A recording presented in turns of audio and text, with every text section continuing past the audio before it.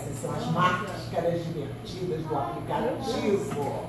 Né? Tem algumas máscaras divertidas aqui, ó. Vamos? Fale para elas. Tem até de um dragão que solta fogo.